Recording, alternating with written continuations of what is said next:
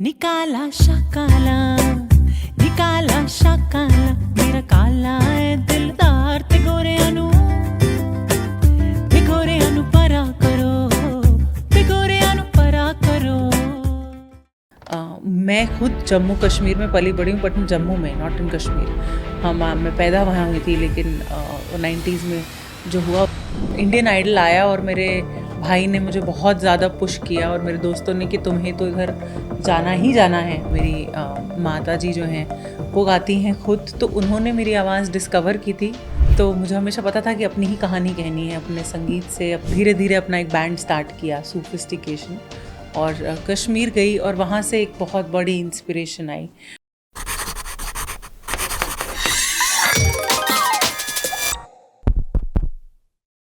अम्मा जल्दी तैयार हो जाओ, आज कश्मीर की एक सिंगर आने वाली है। क्या? कश्मीर? पता है, शादी के टाइम से ही मेरा सपना था वहाँ घूमने का, लेकिन तुम्हारे पापा मुझे हनीमून पर भी नैनीताल से आगे नहीं ले गए, और तुम बच्चों को तो अब क्या ही बताऊं। अम्मा ये सब बाद में डिस्कस कर लेंगे, अभी तैयार हो जाओ प्लीज। मुझे क्या तैयार होना है, मैं तो बिना मेकअप के भी करीना कपूर लगती हूँ। तू अपना फेस सेट कर ले, वरना सिंगर तुझे देखते ही बेहोश हो जाएगी। अम्मा लगता है आ गई वो। बेटी अम्मा के सफ़र में आज हमारे साथ जुड़ रही है कश्मीर से एक बहुत ही खूबसूरत एंड बहुत ही पॉपुलर सिंगर आभा हंजूरा जी।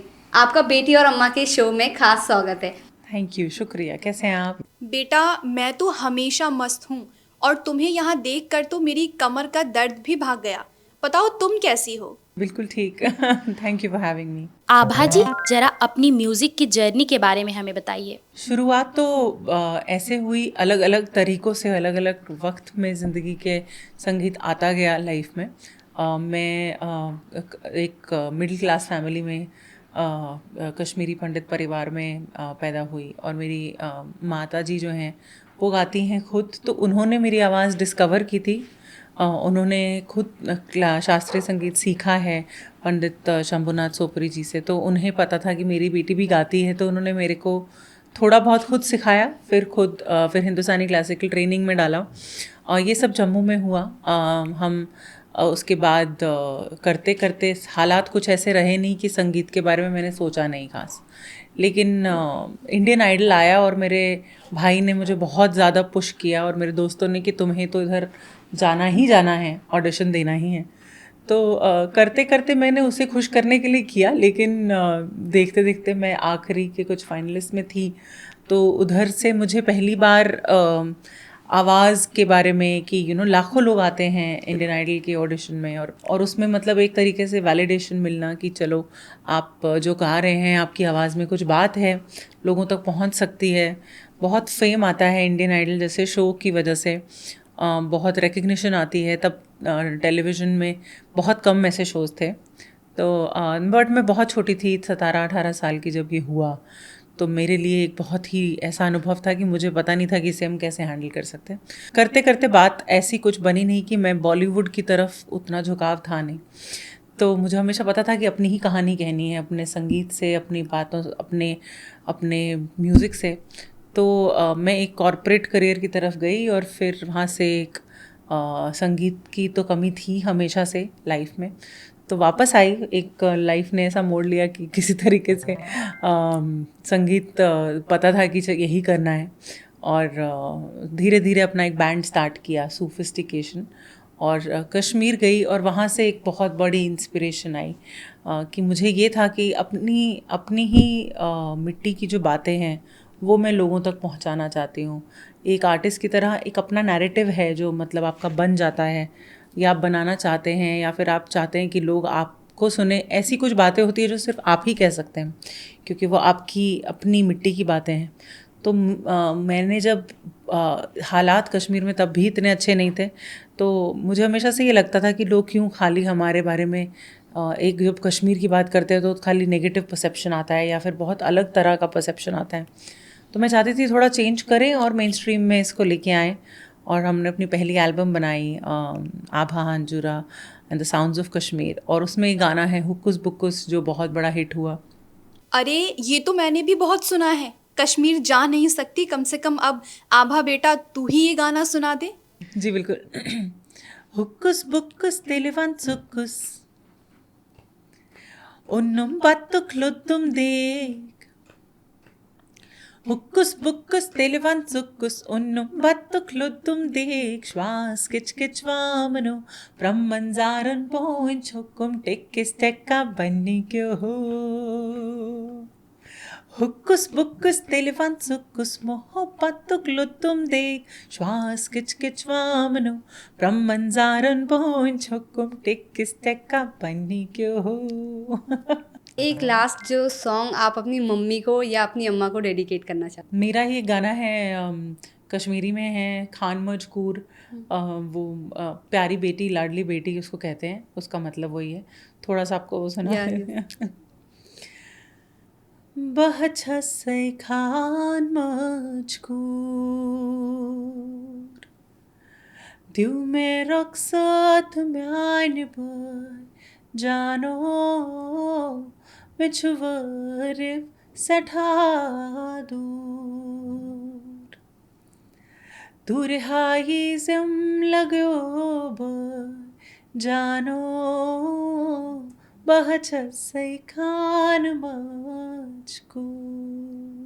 बहुत खूब बहुत खूब। आई गेस मैंने ये गाना जो है किसी मूवी में सुना है। जी, दिलबरो राजी फिल्म में जो आया था उसमें थोड़ा फोक का पार्ट यूज हुआ था और फिर इसका मैंने एक फुल वर्जन किया है यूट्यूब पे। ये गाना बहुत इमोशनल है, बहुत इमोशनल गाना है एक्चुअली। मैंने सुना तो याद आ गया। हमने उसका एक नया कॉम्पोजिशन बना के किया जो लोगों ने बहुत पसंद किया। आपकी आवाज़ तो फुल फिल्मी है, मतलब एकदम प्लेबैक सिंगर वाइब। इंस्पिरेशन कहाँ से मिली आपको? मुझे इंस्पिरेशन अपनी मिट्टी से ही मिली। मैं कहूँगी कश्मीर जो मेरा होमलैंड है वहीं से आई, क्योंकि मैं खुद जम्मू कश्मीर में पली बड़ी हूँ, बट जम्मू में, नॉट इन कश्मीर। मैं पैदा वहाँ हुई थी, लेकिन 90s में जो हुआ उसके बाद हमारी फैमिली भी जम्मू आ गई थी। तो मेरा भी एक रिश्ता कश्मीर के साथ डायरेक्ट नहीं था, कल्चर के साथ, लेकिन हमारे माँ बाप ने हमें बहुत जोड़ के रखा। ये आई थिंक हम उस जनरेशन को क्रेडिट बहुत बड़ा जाता है और ड्यू है कि उन्होंने अपने सब बच्चों को कश्मीर के साथ कल्चरली काफ़ी जोड़ के रखा। तो उससे मैं थोड़ी सी इंस्पायर्ड तो थी, लेकिन जब मैं वापस कश्मीर गई और वहाँ के लोगों से मिली और वहाँ की कहानियाँ सुनी और हर तरह से समझ आए कि दुख और सुख सबने बहुत ही इक्वल अमाउंट्स में पेन झेली है अपने तरीक़ों से। तो मैं चाहती थी कि हम थोड़ा डायलॉग पॉजिटिव करें कश्मीर की तरफ। तो वहाँ से इंस्पिरेशन आई और मैंने ये भी सोचा था कि जब मैं कश्मीर में थी, हमारा एक घर हुआ करता था, मकान हुआ करता था, वहाँ हम जब गए थे तो वो बहुत इमोशनल जर्नी थी मेरे लिए, उसको रिविज़िट करना अपने पेरेंट्स के साथ। तब मैंने सोच लिया था कि मैं थोड़ा कुछ खुशी की बातें, अच्छी बातें, लोग कश्मीर के बारे में सोचे तो कुछ मतलब महक आए, तो पॉजिटिविटी की आए, वो मैंने कहीं ना कहीं सोचा था और वो हुआ। और मैंने कहा था, अपने आप से कहा था कि वापस आके एक दिन यहाँ बहुत बड़ा कॉन्सर्ट करूँगी, और वो भी भगवान की दया रही कि वो भी हुआ। मैं 3-4 साल में वापस गई कश्मीर और हमने एक बहुत बड़ा शो किया जो first of its kind public concert था कश्मीर में। And for me as a artist to go back to my own homeland, it was a very special experience. उसके बाद से तो मुहिम चली रही है और अब बहुत कुछ हो रहा है। तो आपकी अम्मा ने इस पे आपको कैसे सपोर्ट करा? जैसे होता है ना, बीइंग अ मदर, आपकी अम्मा ने आपको जो सीख दी वो आप अपनी बेटी को कैसे दे रही है? लाइक 3 जनरेशन का ये जो पर्सपेक्टिव है ना, डिफरेंट टाइप का, कि आपकी मदर ने जो सहा था, देन आपके पास जो है आपने उस स्टीरियोटाइप को तोड़ा, देन आप अपनी बच्ची जो है वो मे भी हो सकता है इससे नेक्स्ट लेवल करे। तो ये सारी चीज़ें, मतलब आप इन सब से आप क्या सीखी और विमेन को क्या सीख देंगी इससे? हमारी जो पहली जनरेशन होती है उसी के कंधे पे हम आगे बढ़ते हैं अपने अपने तरीके से। हर अलग अलग जनरेशन में हर कोई कोशिश करता है कि अपने स्टेरियोटाइप्स ब्रेक करे। मैंने अपनी माँ से ये सीखा, रेजिलियंस सीखी, उनसे मैंने बहुत हिम्मत सीखी, नेवर गिव अप सीखा, क्योंकि उन्होंने हमारा जो एक्सोडस हुआ था, पलायन हुआ था कश्मीरी पंडित, उससे उभर कर अपनी ज़िंदगी फिर से बनाई। तो वो मेरे लिए एक इंस्पिरेशन था। हमेशा मैंने उन्हें एक वॉरियर की तरह ही देखा है जो उसको फाइट करती रही। वो स्टीरियोटाइप्स उन्होंने मेरे लिए ब्रेक किए और मैंने उनसे वो हिम्मत कहीं ना कहीं विरासत में पाई है। लेकिन उन्होंने कुछ स्टीरियोटाइप्स थे जो वो शायद खुद ना तोड़ पाई हों, लेकिन उन्होंने, जब मैं उन्हें तोड़ रही थी तो वो मेरे साथ ही खड़ी थी, कभी मेरे खिलाफ नहीं खड़ी हुई। तो ये एक चीज़ है जो आप इन सम वेज ले सकते हो। मैं अपनी बेटी की तरफ यही जिम्मेदारी महसूस करती हूँ कि मैं उसे अपनी ज़िंदगी से कुछ सिखा सकूं, कि जो आपकी लाइफ है वही आपके बच्चों के लिए लेसन होती है। तो ये मेरी चॉइस है, मैं चाहती हूँ मैं ये करूँ, क्योंकि मेरे लिए ये एक, मुझे ऐसा एहसास होता है कि मैं ये करूँ तो मैं कंप्लीट फील करती हूँ। आपके पास अपनी चॉइस है, आप अपनी चॉइस एक्सरसाइज करें, इसलिए ना करें क्योंकि सब कर रहे हैं तो समाज में। तो there are women who want to get married, there are women don't want to get married. Ultimately जो भी आपके अंदर आप चाहते हैं करना, आप वो करें, अनअपोलोजेटिकली करें, और जब भी करें तो उसके लिए अपना बेस्ट दें। आपकी अम्मा आपको सपोर्ट करती है, पर मेरी अम्मा तो मुझे बस ताने ही मारती रहती हैं। इसको छोड़ो बेटा, ये बताओ कश्मीर की इतनी ठंड में शूटिंग करते हो तो हाथों में दर्द नहीं होता? मैं कश्मीर में मैंने बहुत ही माइनस डिग्रीज में, मतलब -7 और -5 और स्नोफॉल में भी परफॉर्म किया है।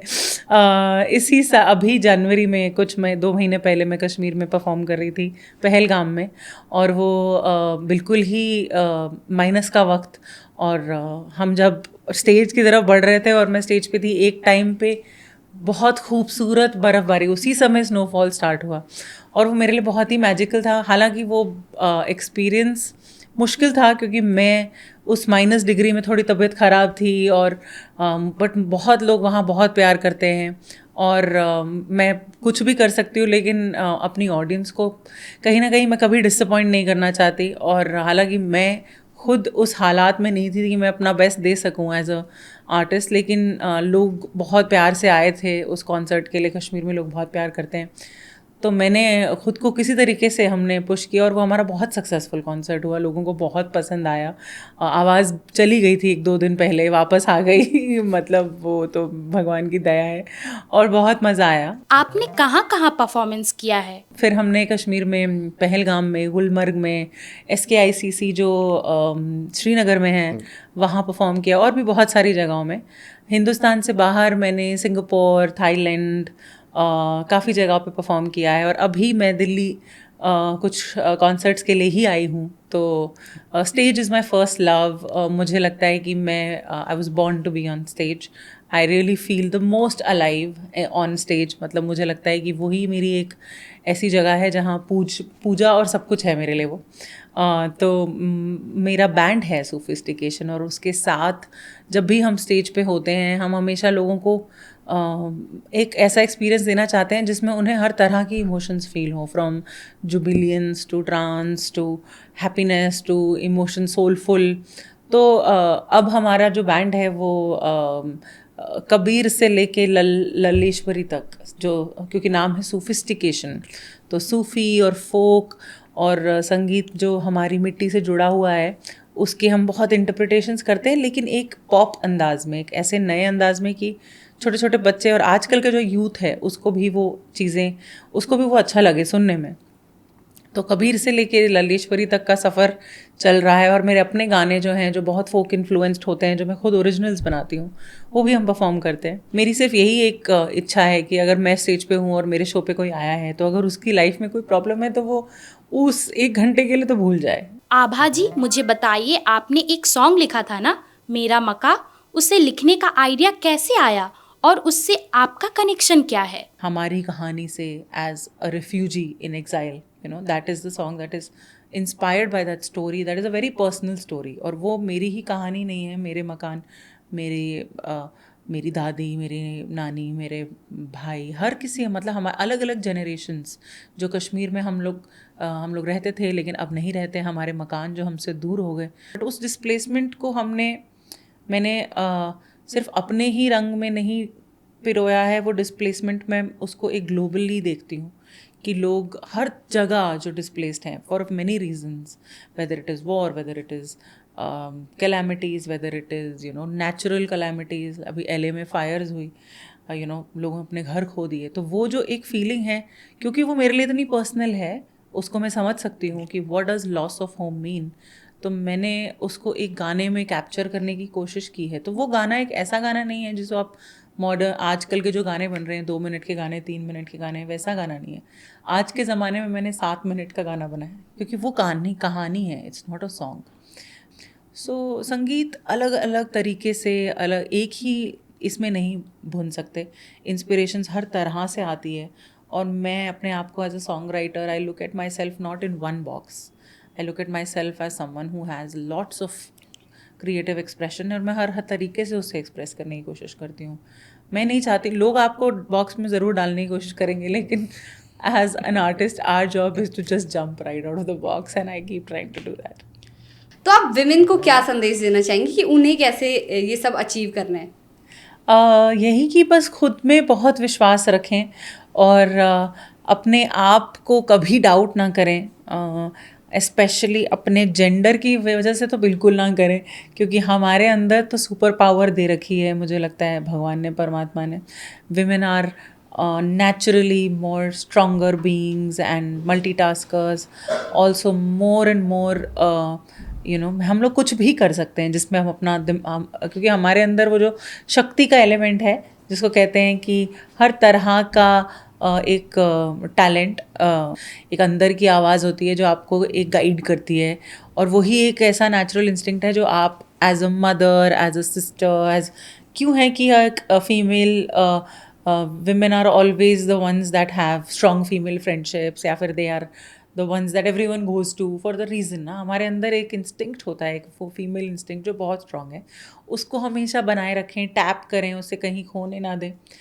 तो जो भी सारी चेंजेस हैं आपके साथ जो आपकी लाइफ में आती हैं as a woman, that's constant, this very dynamic life that you live, हर स्टेज के साथ कैचअप करने के लिए बहुत ज़रूरी है कि आप अपने अंदर बहुत विश्वास रखें और आप कुछ भी चाहें कर सकते हैं। मैं बहुत लोगों का स्टीरियोटाइप है कि आपका अगर आप माँ बन गई तो आप अपना करियर कैसे देखेंगी, मुझे बहुत लोगों ने बोला था ये, even in 2025 people talk like this, it is natural, it happens, but why do I do it and how do I do it? Because I can't do without it, and I believe that I can do it, and I believe that by doing this I am setting a good example for my daughter. सिर्फ sacrifice को ही glorify करते रहेंगे तो वही हम model कर रहे हैं अपने बच्चों के लिए, आगे जनरेशन के लिए, वो भी अब सिर्फ सैक्रिफाइस ही करते रहेंगे। So we need to model the right things, and women can do anything, and I believe that, and that we are the strongest. Thank you so much हमारे शो में आने के लिए। Thank you. ये थी हमारे साथ आभा जी, जिन्होंने ना सिर्फ कश्मीर में गाने गाए बल्कि कई अलग अलग लैंग्वेजेस में गाने गाए हैं। एक्सप्लोर करना जिसे कहते हैं ना, वो आभा जी ने हमें सिखाया है। तो आई होप आपको इस सबसे बहुत कुछ सीखने को मिला होगा कि आपको जो है ना एक जनरेशन का बोझ लेके नहीं चल रहा है, आपको स्टीरियोटाइप तोड़ना ही होगा। जितनी भी महिलाएं इस पॉडकास्ट को देख रही है उन्हें समझना होगा कि कहीं ना कहीं आप ही को लकीर जो लाइन है ना समाज की, वो तोड़ के आगे बढ़ना होगा। तो ऐसे इंटरेस्टिंग पॉडकास्ट देखने के लिए हमारे साथ जुड़े रहे।